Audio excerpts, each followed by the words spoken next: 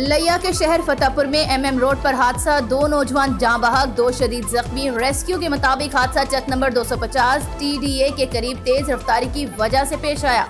हादसे में जाँ बहक नौजवानों की शिनाख्त हैदर और तजम्मुल, जबकि जख्मियों की शिनाख्त आसिफ और जफर के नाम से हुई है। जख्मियों और लाशों को तहसील अस्पताल फतेहपुर मुंतकिल कर दिया गया।